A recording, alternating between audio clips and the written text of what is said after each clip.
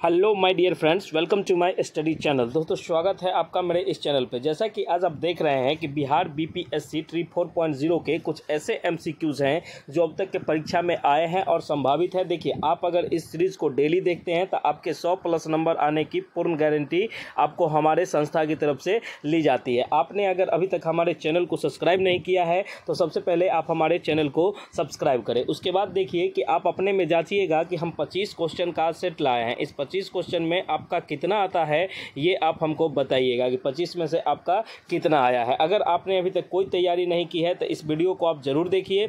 ये डेली शाम 6 बजे लॉन्च की जाती है। तो सबसे पहले हम अगला क्वेश्चन लेते हैं। देखिए, कहने का ये है कि भारत का पहला राष्ट्रपति कौन था। कौन था का मतलब कौन थे था, ये थोड़ा गलत टाइप हो गया है। देखिए, क्या है कि भारत का पहला राष्ट्रपति कौन थे, तो आप देखिएगा कि राष्ट्रपति जो थे ये कौन थे। जब राजेंद्र प्रसाद कौन थे, राजेंद्र प्रसाद। और जवाहरलाल नेहरू कौन थे, तो जवाहरलाल नेहरू फर्स्ट प्रधानमंत्री थे। ठीक है, इनका नाम था पंडित जवाहरलाल नेहरू। उम्मीद करते हैं कि ये तो क्वेश्चन बहुत इजी लेवल का था। इसके बाद हम आगे बात करते हैं कि देखिए 10 जून से पहले आपकी नोटिफिकेशन देखने को मिल जाएगा। अध्यक्ष का जो बयान आया है ये सब आप देखिए कि आगे बढ़ते हैं। हम आगे बढ़ते हैं। उसके बाद इस सीरीज में कहते हैं कि भारत का सर्वोच्च नागरिक पुरस्कार कौन सा होता है। अभी जो हाल फिलहाल में बीएसएससी का जो प्रचारी लेवल का जो एग्ज़ाम हुआ है उसमें ये क्वेश्चन पूछा गया था। क्वेश्चन क्या है कि भारत का सर्वोच्च नागरिक पुरस्कार होता है भारत रत्न। आप अगर कहिएगा कि हम क्वेश्चन को आगे डिटेल में बताएं तो ये कॉमेंट में कर दीजिएगा, तो मैं आपको डिटेल में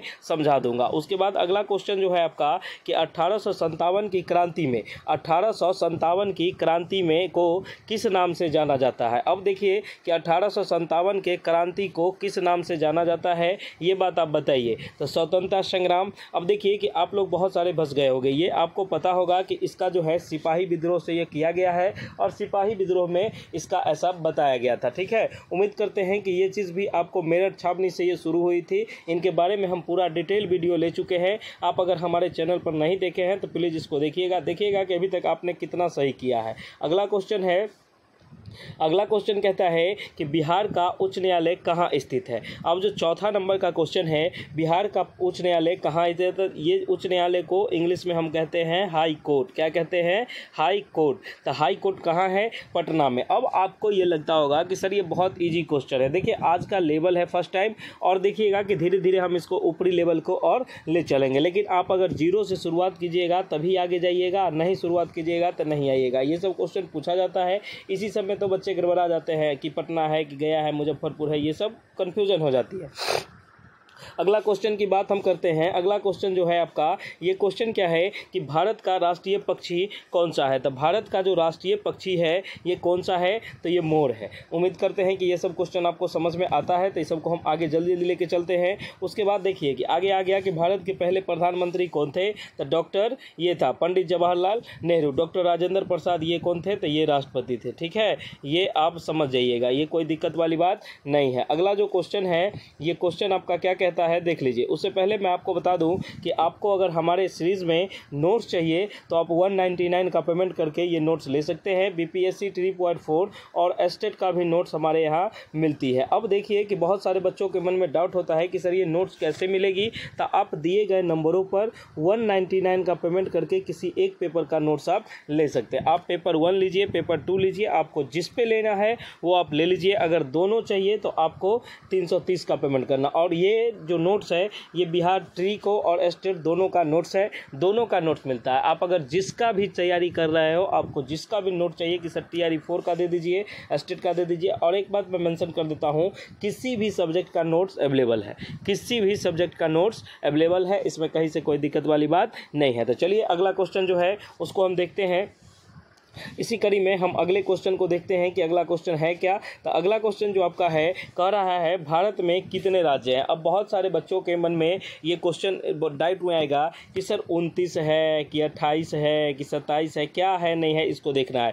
तो देखिए कि भारत में अभी तक कितने राज्य हैं, ये 2024 तक 28 राज्य हैं। ये बात समझ में आया कि नहीं आया। अगला जो क्वेश्चन है आपका, वो क्वेश्चन ये कहता है कि जय जवान जय किसान का नारा किसने दिया था। जय जवान जय किसान का नारा नारा किसने दिया था? तो ये जो नारा है ये किसने दिया था? तो लाल बहादुर शास्त्री ने दिया था। ये जो नारा है ये किसने दिया था? तो लाल बहादुर शास्त्री। देखिए आपके लिए ये नया क्वेश्चन आ गया। अब इस तरीके से अब आगे बढ़ते जाइए। अब देखिए कि भारत का संविधान कब लागू हुआ था? तो भारत का संविधान जो है ये लागू हुआ था 26 जनवरी 1950 को। कब लागू हुआ था? और अंगीकृत मतलब बन कब गया था? तो 26 नवंबर 1949 को ये बनकर तैयार हो गया था। ये बात आप देख लीजिएगा, 26 नवंबर 1949 को ये बनकर तैयार हो गया था।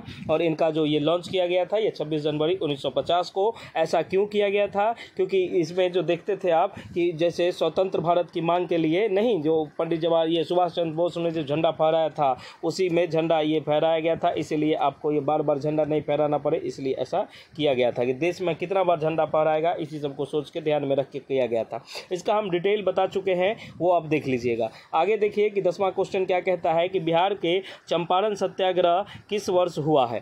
तो बिहार में जो है चंपारण सत्याग्रह कब हुआ था? तो ये 1917 में। ये गांधी जी का प्रथम आंदोलन जो था ये बिहार में था। ठीक है, उसके बाद हम कहना चाहेंगे कि बीपीएससी ट्री एनसीईआरटी पे आधारित नोट आज तक आपने नहीं लिया है तो आप ये ले लीजिए। आपके लिए ये 100+ नंबर की सीरीज़ है। अगर आप इसको पढ़ लें मात्र से आपको 100+ नंबर आएंगे। इसमें एकदम 100% गारंटी है। दिए गए नंबरों पर व्हाट्सएप मैसेज करके पेमेंट करके आप करिएगा। और हमारी एक नई इंस्टीट्यूट जो है वो ज्ञान गुरुकुल है। आप लोग ज्ञान गुरुकुल ऑफिशियल को भी सब्सक्राइब कर लीजिए। उसमें जो क्लास चलती है वो फ्री आपको मिलती है, तो उसको आप सब्सक्राइब कर लीजिए। ओके, चलिए अब आगे की बात करते हैं हम। आगे की बात क्या है कि देखिए अगला क्वेश्चन जो आपको कहता है कि भारत का सबसे लंबा नदी कौन सा है? तो गंगा नदी। कौन सा नदी है? गंगा नदी। ये कितना किलोमीटर है? तो ये 25 किलोमीटर है। ये बात आप समझ जाइए और इसको नोट कर लीजिएगा कि ये 25 किलोमीटर है। अब आगे देखिए कि आगे क्वेश्चन है कि यूएनओ संयुक्त यूनाइटेड नेशन ऑर्गेनाइजेशन जो है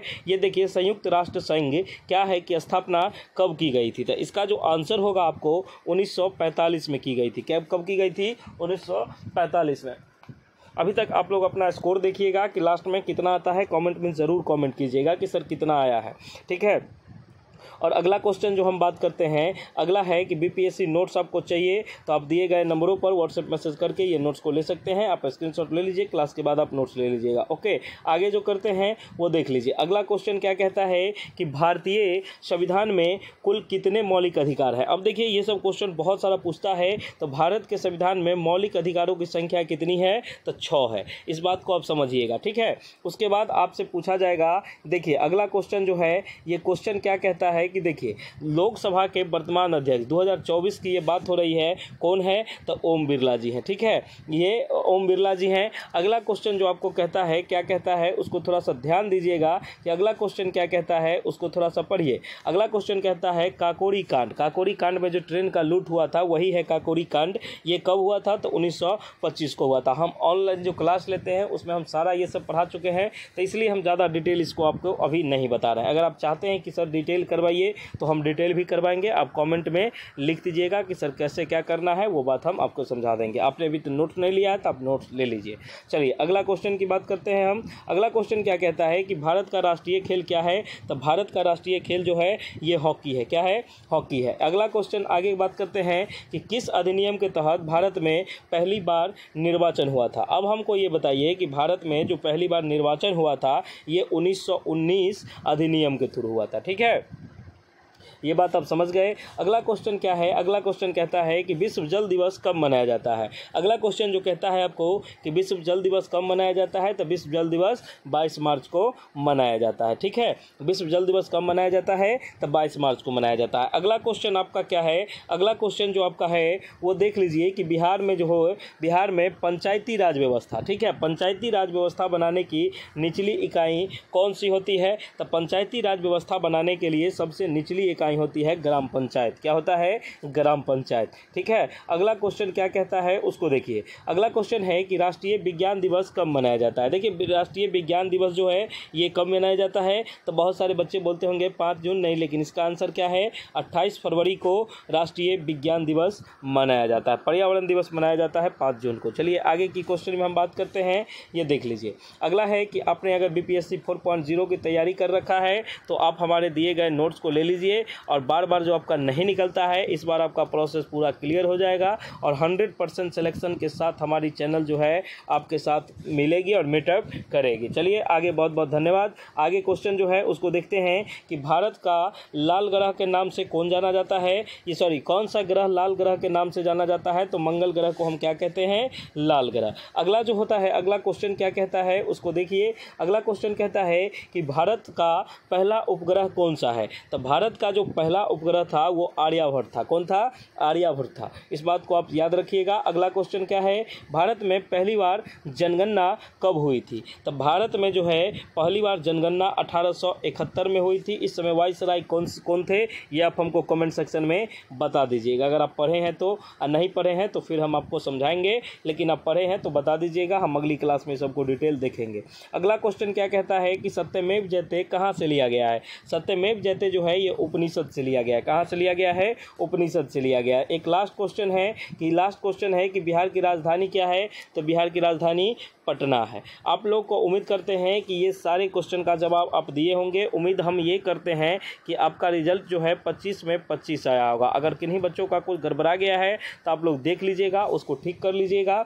और हमारे जो नोट्स अभी तक आप नहीं लिए हैं, ये नोट्स को पढ़ने मात्र से आपकी सरकारी नौकरी लग जाएगी। अगर आप समझते हैं, सब सुनते हैं, समझते हैं, देखते हैं, तो ये नोट्स को लीजिए और इसको पढ़िए। आपको कहीं कोई क्लासेस की आवश्यकता नहीं पड़ेगी। आप अपने सेल्फ स्टडी से नौकरी ले लीजिएगा। और नहीं, आप अगर चाहते हैं नहीं लेना तो इसकी कोई बात नहीं है, आप डेली क्लास कीजिए। आप पढ़िए या मत पढ़िए, लेकिन इसको आप थोड़ा सा देख लीजिए। देखिए इसमें हम आंसर भी दिए थे, तो आप आंसर आगे देख लीजिएगा। लेकिन हम इसको आपको ये बताते हैं कि आप लोगों को आंसर तो हम बता ही दिए, तो इसकी कोई आवश्यकता नहीं है। चलिए, आपका बहुत बहुत धन्यवाद। आपने अगर नोट्स नहीं लिया है तो दिए गए नंबरों पर 199 का पेमेंट करके आप नोट्स ले सकते हैं सब्जेक्ट वाइज। एक चीज़ और है कि सभी विषय के नोट्स अवेलेबल है। कोई भी विषय आपका हो, वो सारे विषय के नोट्स अवेलेबल है। सभी विषय के नोट्स हमारे पास अवेलेबल है, इसमें कहीं कोई दिक्कत नहीं है। चलिए, बहुत बहुत धन्यवाद। अपने चैनल को सब्सक्राइब करिए। चलिए, थैंक यू सो मच। मिलते हैं हम लोग नेक्स्ट वीडियो में। अगर आप चाहते हैं इसी तरह का सीरीज हम डेली दें तो आप हमको कमेंट में ज़रूर बता दीजिएगा। चलिए, धन्यवाद।